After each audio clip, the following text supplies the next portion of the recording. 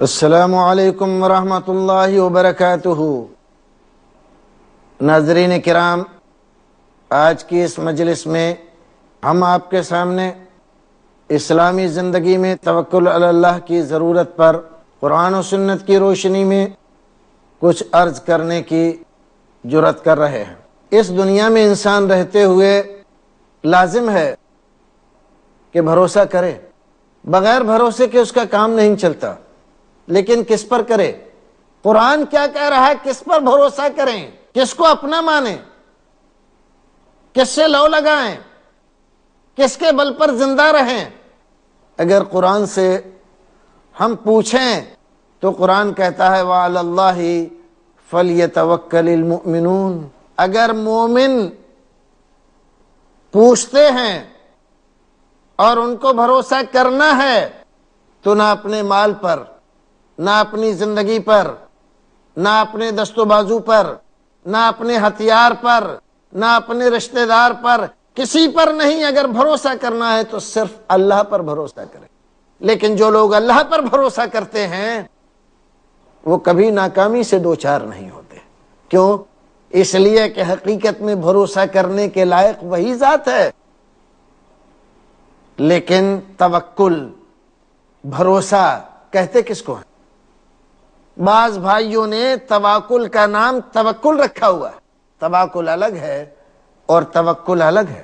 رسول اکرم صلی اللہ علیہ وسلم کی مجلس لگی ہوئی ہے، مسجد نبوی میں آپ تشریف رکھتے ہیں، صحابہ کرام بیٹھے ہوئے ہیں، اتنے میں ایک آدمی آتا ہے، اجنبی آدمی ہے۔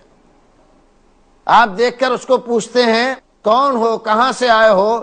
نام بتلایا، جگہ بتلائی، پوچھا کیا پیدل آئے ہو؟ کہا نہیں، سواری سے آیا ہوں۔ سواری کہاں ہے؟ کہنے لگا اللہ کے بھروسے چھوڑ دی ہے۔ کہاں چھوڑ دی؟ باہر چھوڑ دی۔ رسول اکرم صلی اللہ علیہ وسلم نے فرمایا اعقل بعیرک ثم تتوکل۔ یہ جس کا نام توکل رکھ رہا ہے یہ توکل نہیں، تواکل ہے۔ جس کو تو بھروسہ کہہ رہا ہے یہ بھروسہ نہیں ہے۔ پہلے اپنے اونٹ کو کھونٹے سے باندھ دے، پھر اس کے بعد اللہ رب العزت پر بھروسہ کر۔ بھروسہ یہ نہیں ہے ہاتھ پیر باندھ کر بیٹھ جائیں، اللہ تعالیٰ کھلائے گا، اللہ تعالیٰ پلائے گا، یہ پریشانی وہ دور کر دے گا، ہم تو کچھ کریں گے نہیں۔ اللہ رب العزت نے جتنی صلاحیتیں آپ کو دی ہیں ان صلاحیتوں کو کام میں لاؤ اور پھر اللہ رب العزت پر بھروسہ کرو۔ اسی لیے رسول اکرم کو فرمایا فَإِذَا عَزَمْتَ فَتَوَكَّلْ عَلَى اللَّهِ۔ آپ کسی کام کے کرنے کی پوری تیاری کر لیں، عزم کر لیں، پھر اس کے بعد اللہ رب العزت پر بھروسہ کریں۔ پوری تیاری کرنے سے پہلے اللہ پر بھروسہ کرنے کا معاملہ یہ بھروسہ نہیں، یہ توکل نہیں، یہ تواکل ہے۔ اسلام اس کی اجازت نہیں دیتا، قرآن اس کی تائید نہیں کرتا، شریعت اس کو بھروسہ نہیں کہتی۔ آپ پوری تیاری کیجئے۔ رسول اکرم کو دیکھو، ہجرت کے سفر میں نکل رہے، حضرت ابوبکر آپ سے پہلے مدینہ جانا چاہتے ہیں، ان کو روک دیا، ہو سکتا ہے اللہ رب العزت تمہیں اور مجھے دونوں کو ایک ساتھ جانے کی اجازت عطا فرما دے، رک گئے۔ حضرت ابوبکر صدیق کو دیکھو، اپنے چرواہے کو ایک بہترین اچھی موٹی تازی اونٹنی خرید کر دی اور کہا اس کو خوب کھلاؤ پلاؤ۔ کس لیے؟ تاکہ وقت ضرورت کام آئے۔ اپنے چرواہے کو ٹرینڈ کیا کہ ہم لوگ فلاں تاریخ کو جائیں گے اور اس راستے سے جائیں گے، تمہیں رات کو بکریاں لے کر آنا ہے اسی راستے سے، تاکہ ہمارے اور ہماری سواری کے قدموں کے نشان ختم ہو جائیں، کوئی ہم تک نہ پہنچ پائے۔ انتظام کیا رسول اکرم صلی اللہ علیہ وسلم نے۔ ہم دشمنوں کے گھیرے میں ہیں، کبھی بھی ہمیں راستہ بدلنا پڑ سکتا ہے، کہیں ایسا نہ ہو کہ صحرا میں ہم گم ہو جائیں۔ ایک ایسے آدمی کی ضرورت ہے جو راستے کے اتار چڑھاؤ کو جانتا ہو اور وقت ضرورت صحیح فیصلہ لے کر منزل مقصود تک پہنچا دے۔ اور کیا آپ نے پورے انتظامات۔ ہم غار ثور میں چھپیں گے، یہاں پر کھانے پینے کا کیا انتظام ہوگا؟ حضرت ابوبکر صدیق رضی اللہ تعالی عنہ نے پوری پلاننگ کی۔ وہ نبی تھے، صدیق تھے، نبی و صدیق جب پوری تیاری کر کے، پوری پلاننگ کر کے کوئی کام کرتے ہیں تو مسلمانوں کے لیے کب درست ہے کہ وہ بغیر پلاننگ کے اللہ پر بھروسہ کر کے بیٹھ جائیں، جیسے آج مسلمان بیٹھا ہوا ہے، کسی چیز کی کوئی پلاننگ نہیں، بچوں کی تعلیم و تربیت کی پلاننگ نہیں، اقتصادی حالات درست کرنے کی پلاننگ نہیں، اور آئی ہوئی مصیبتوں اور پریشانیوں سے چھٹکارے کے لیے کوئی پلاننگ نہیں، کبھی اس کی شکایتیں کبھی اس کی شکایتیں، اور کچھ لوگ رہ گئے تو ان کو ایک ہی بات آتی ہے، اللہ کے بھروسے زندگی گزر رہی ہے۔ بھائیو، یہ بھروسہ نہیں ہے، یہ توکل نہیں ہے۔ توکل یہ ہے کہ آپ کو جو صلاحیتیں اللہ رب العزت نے دی ہیں ان صلاحیتوں کو کام میں لاؤ، اور لانے کے بعد اللہ رب العزت پر بھروسہ کرو، تب ہے یہ بھروسہ۔ اسی لیے اللہ رب العزت کہتا ہے وَمَن يَتَوَكَّلْ عَلَى اللَّهِ فَهُوَ حَسْبُهُ، جب صحیح معنی میں کوئی بندہ اللہ پر توکل کرتا ہے تو پھر اس کو نہیں ڈرنا چاہیے، فَهُوَ حَسْبُهُ، تب تو پھر اللہ رب العزت اس کے لیے کافی ہو جاتا ہے، پھر اس کو کہیں ادھر ادھر جانے کی ضرورت نہیں پڑتی، پھر اللہ رب العزت اس کو بے یار و مددگار نہیں چھوڑتا۔ تاریخ گواہ ہے، ایک دو نہیں، ہزاروں لاکھوں واقعات شاہد ہیں اس بات کے کہ جن لوگوں نے اپنی صلاحیتوں کو کام میں لانے کے بعد اللہ رب العزت پر بھروسہ کیا، اللہ رب العزت نے کبھی ان کو رسوا نہیں ہونے دیا، ان لوگوں کی زندگی کبھی ناکامی سے دو چار نہیں ہوئی، اللہ رب العزت نے ہر منزل پر ان کا ساتھ دیا۔ حضرت ابن عباس رضی اللہ تعالیٰ عنہ بیان فرماتے ہیں دو نبیوں کا تذکرہ، یہ روایت بخاری شریف کی، حسبنا اللہ ونعم الوکیل، اتنا سا جملہ، حسبنا اللہ، ہمارے لیے اللہ کافی ہے، ونعم الوکیل، اور وہ سب سے بڑا کارساز ہے، اس سے بڑا کوئی کارساز نہیں ہے، بھروسہ ہم نے اسی پر کیا ہے، وہ ہمارے لیے کافی ہے۔ کس نے کہا تھا یہ؟ حضرت ابراہیم علیہ السلام نے کہا جب ان کو آگ میں پھینکا گیا، آگ میں جب پھینکا جا رہا تھا تو انہوں نے اپنی زبان سے حسبنا اللہ ونعم الوکیل کہا۔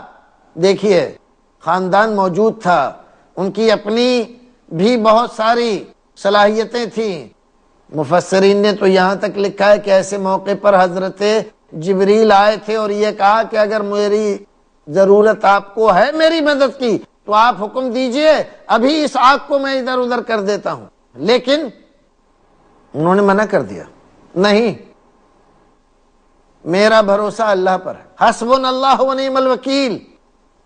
حضرت ابراہیم علیہ السلام نے کہا، آگ میں کود گئے، اور کیا ہوا؟ اللہ رب العزت نے اس کو گل و گلزار کر دیا۔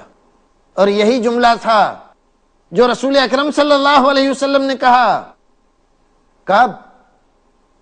جب چاروں طرف سے مدینے کو گھیر لیا گیا تھا، مشرکین مکہ نے مدینے کو چاروں طرف سے گھیر لیا، ارادہ یہ تھا کہ مسلمانوں کی ساری قوت ختم کرنا ہے، مدینے کی اینٹ سے اینٹ بجانا ہے، سارے نوجوانوں کو قتل کر دینا ہے، رسول اکرم کی زندگی ختم کر دینا ہے۔ اور ایسے میں منافقین آ کر آپ کو کہتے تھے ان الناس قد جمعوا لکم فاخشوہم، تمہارے لیے چاروں طرف سے لوگ آ کر جمع ہو گئے ہیں، ان سے ڈرو، ڈرو، خوف کھاؤ۔ لیکن رسول اکرم صلی اللہ علیہ وسلم نے خوف نہیں بلکہ ایمان ان کا اور مضبوط ہو گیا۔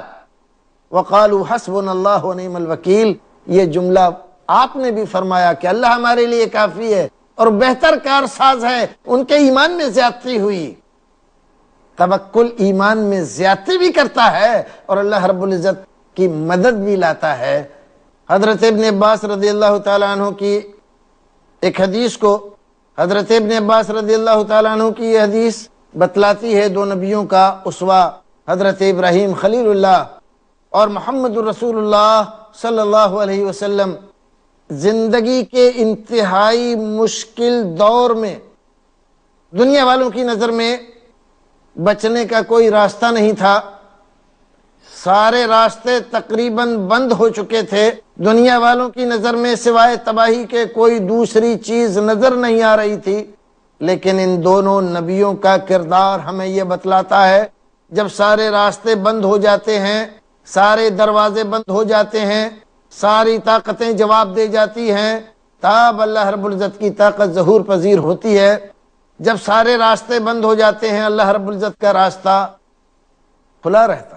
حضرت ابراہیم علیہ السلام آگ میں جانے کے بعد صحیح و سالم نکل آئے، اور غزوہ احزاب کے موقع پر رسول اکرم اور آپ کے ساتھی جس پریشانی سے دوچار تھے، حسبنا اللہ ونعم الوکیل، اللہ پر بھروسہ کر کے خوش و خرم رہے، اور اللہ رب العزت نے مشرکین مکہ کو وہ شکست، اللہ اکبر اللہ اکبر، وہ شکست دی کہ رسول اکرم نے خود فرمایا کہ آج کے بعد مشرکین کو کبھی جرأت نہیں ہوگی کہ وہ ہمارے اوپر چڑھ کر آئیں۔ یہاں سے تاریخ نے ایک نیا موڑ لیا، اور پھر کبھی بھی مشرکین آپ کے اوپر چڑھ کر نہیں آئے، بلکہ ان کی شرارتوں کو روکنے کے لیے رسول اکرم نے اقدام فرمایا۔ اللہ پر بھروسہ ہمیشہ بندے کو سرخ روئی اور شاد کامی اور نیک نامی سے دوچار کرتا ہے۔ رسول اکرم صلی اللہ علیہ وسلم کی زندگی میں بخاری شریف گواہی دے رہی ہے۔ ایک واقعہ دیکھو کہ کتنا بھروسہ تھا اپنے رب پر۔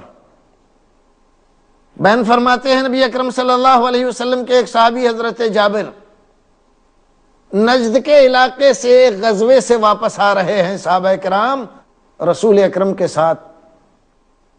دوپہر کا وقت ہے، چلتے چلتے تھک گئے ہیں۔ آپ نے حکم دیا سارے لوگ قافلہ روک دیں، آرام لے کر چلیں گے۔ چونکہ صحرائی علاقہ ہے، باغ آبادی ندارت ہے، چھوٹے چھوٹے درخت کھڑے ہوئے ہیں صحرا میں، آدمی بکھر گئے الگ الگ درختوں کے نیچے تھوڑے سے سائے کے لیے۔ رسول اکرم بھی ایک درخت کے نیچے جا کر آرام فرمانے لگے۔ آپ نے اپنی تلوار ایک درخت سے لٹکا دی۔ ابھی آپ کی آنکھ لگی ہی تھی کہ اچانک آپ کی آنکھ کھلی، آپ نے دیکھا کہ ایک دشمن، ایک کافر ہاتھ میں تلوار لیے ہوئے ہے، وار کرنا چاہتا ہے۔ جب آپ کو اس نے دیکھا کہ جاگ رہے ہیں تو ہنس کر کہنے لگا من یمنعک منی، کیوں؟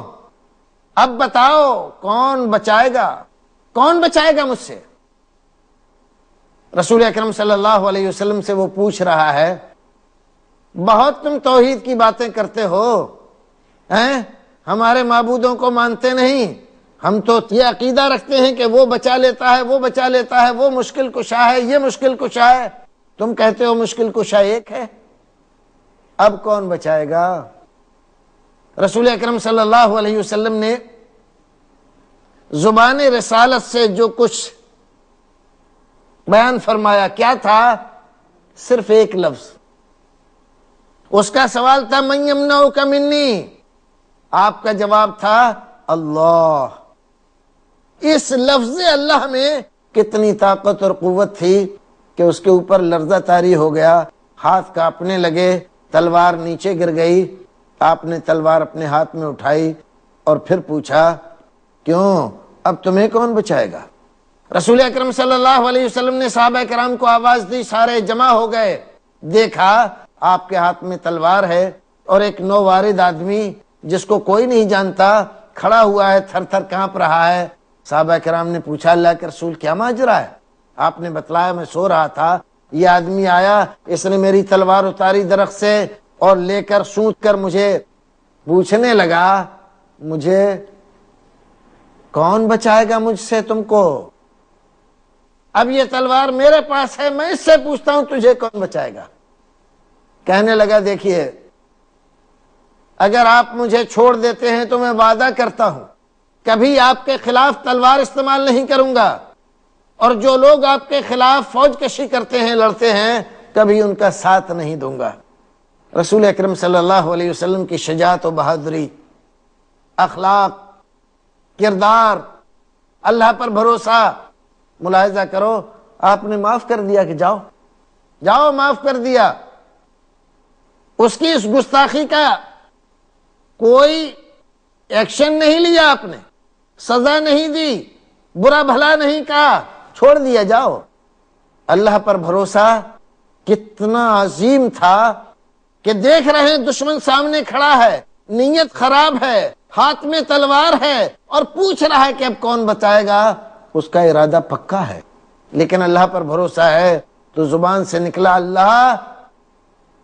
اس لفظ اللہ میں کتنی بڑی طاقت تھی۔ وَمَن يَتَوَكَّلْ عَلَى اللَّهِ فَهُوَ حَسْبُهُ، جو اللہ سے ڈرتا اور اس پر بھروسہ کرتا ہے اللہ رب العزت اس کے لیے کافی ہو جاتا ہے۔